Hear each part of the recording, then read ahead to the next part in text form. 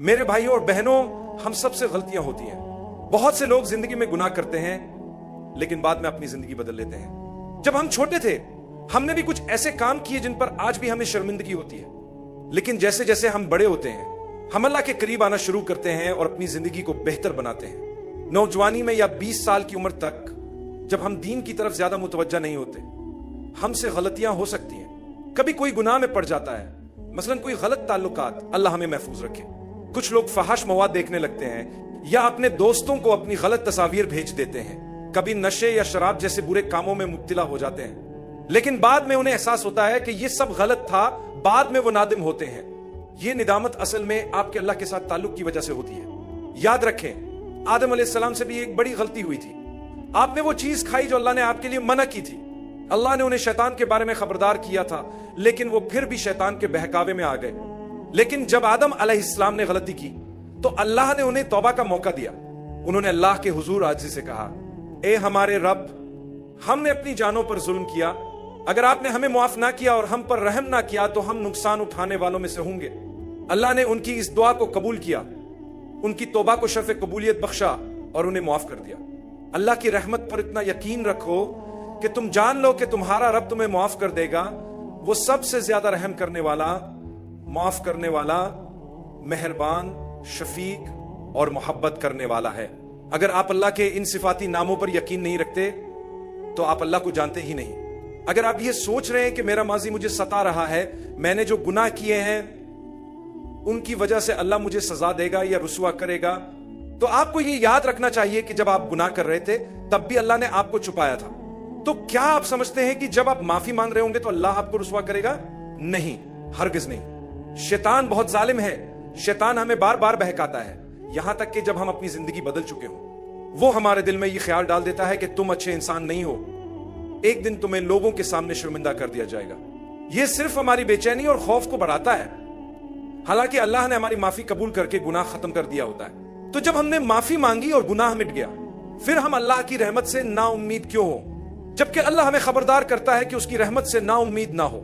میں آپ کو بتانا چاہتا ہوں کہ اللہ کی رحمت سے نا امید ہونا اس گناہ سے بڑا گناہ ہے جو آپ نے کیا ہے، کیونکہ آپ نے جو بھی گناہ کیا ہو اللہ کی رحمت اس گناہ سے زیادہ بڑی ہے۔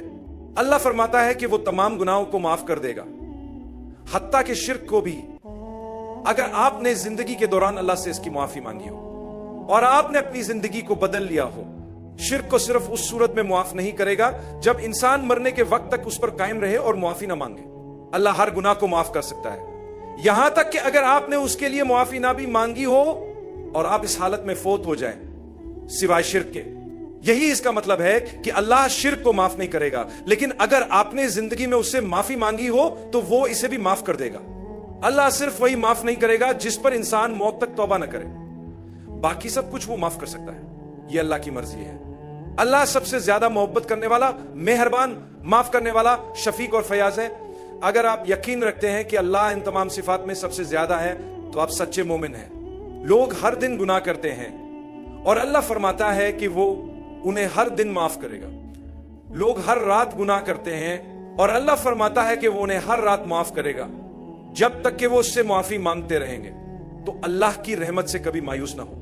شیطان کے جالوں میں سے ایک جال یہ ہے کہ وہ آپ کو آپ کے ماضی سے پریشان کر دیتا ہے، جس سے لوگ OCD جیسی بیماریوں میں مبتلا ہو جاتے ہیں، مایوس ہو جاتے ہیں، کھا نہیں سکتے، پی نہیں سکتے، صرف اس وجہ سے کہ انہوں نے 20 سال کی عمر میں کچھ غلط کیا تھا۔ ہو سکتا ہے آپ نے اپنی عصمت کھو دی ہو، اللہ ہمیں محفوظ رکھے۔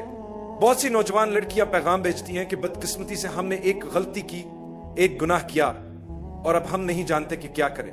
مایوس نہ ہوں، مغفرت آپ کے لیے بھی ہے، اللہ آپ کو معاف کرے گا اور یقیناً آپ کے لیے دروازے کھول دے گا۔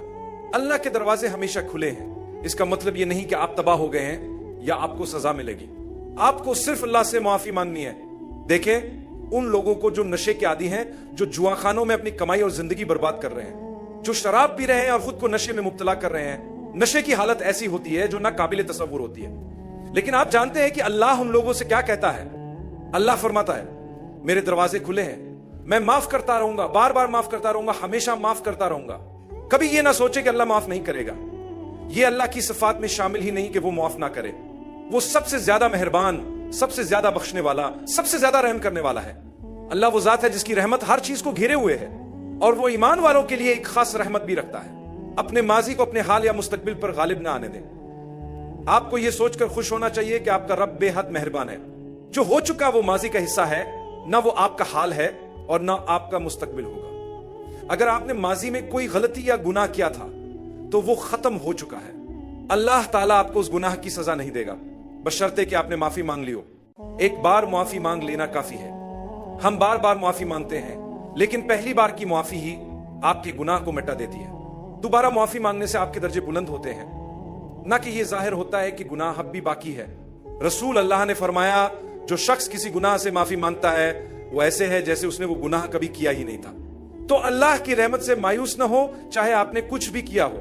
آپ ابھی بھی اللہ کے محبوب بندے ہیں، اس کی مخلوق ہیں۔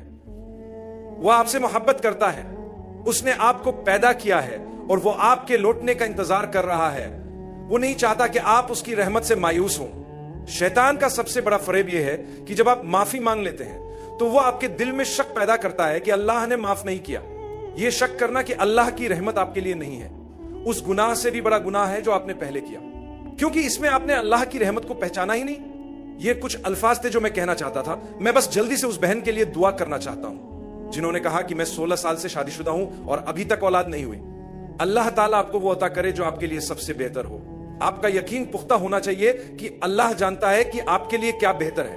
بہت سے لوگ جن کے بچے ہیں وہ بھی پریشان ہیں، کچھ لوگ جن کے صرف بیٹے ہیں وہ بھی پریشان ہیں، کچھ لوگ جن کی صرف بیٹیاں ہیں وہ بھی پریشان ہیں، کچھ کے بچے ان کے لیے اس حد تک آزمائش بن گئے کہ وہ چاہتے ہیں کہ ان کے پاس اولاد ہی نہ ہوتی، اور ہم ہیں کہ جنہیں اللہ نے شاید کسی حکمت کے تحت کسی چیز سے روکا ہے اور ہم پھر بھی شکایت کر رہے ہیں۔ اس کا مطلب یہ نہیں کہ آپ کوشش چھوڑ دیں یا اللہ کی رحمت سے امید رکھنا چھوڑ دیں، بلکہ آپ کی امید اور آپ کی آزمائش آپ کو جنت میں لے جائے گی، کیونکہ آپ اللہ کی رحمت پر یقین رکھتے ہیں اور یہ مانتے ہیں کہ اللہ وہی کرے گا جو آپ کے لیے سب سے بہتر ہوگا۔ میں دعا کرتا ہوں کہ اللہ ہم سب پر اپنی رحمت فرمائے۔ ہمیں اپنے ماضی کے گناہوں، چاہے وہ بچپن کے ہوں یا کل کے، ان کی وجہ سے ڈپریشن اور پریشانی کا شکار نہیں ہونا چاہیے۔ جب آپ اللہ سے معافی مانگ لیتے ہیں تو معاملہ ختم ہو جاتا ہے، وہ مٹ جاتا ہے، وہ تاریخ بن جاتا ہے، وہ ماضی بن جاتا ہے۔ اللہ تعالی ہم سب کو اچھا انجام نصیب فرمائے۔ السلام علیکم۔